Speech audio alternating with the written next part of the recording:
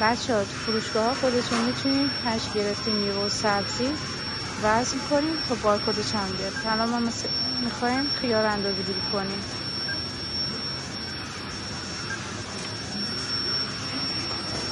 تعدادش رو میشمارید چند تا، مثلا 5 تا تایید میکنید، بارکدش میاد. مثلا میخوایم این نارنگی ها رو بارکدش رو بیاریم، میوه رو انتخاب میکنیم. اونایی که با تعداد مثلا میگه چقدر، اونایی که نیاز به وزن داشته باشه میذاریم اینجا.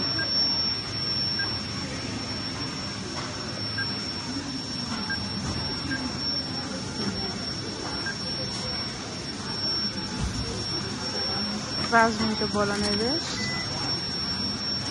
هم برچسبش همین راحتی.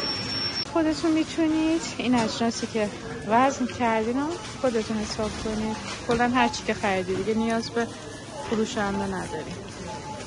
وسایل رو میذاریم، بارکدش رو میخونه.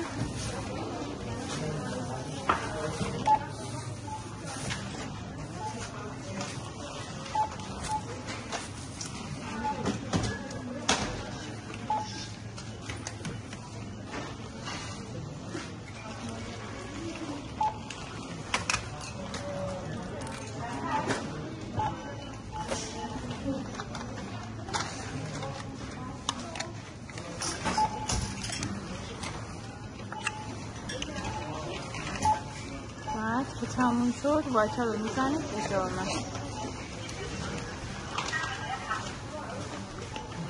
وصل میکنم قسمت پرداخت.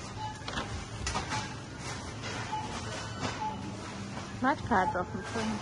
به خروجم از اون قسمت بارکد فیشتون اینطوری میگیریم، در باز میشه تا بتونیم بریم.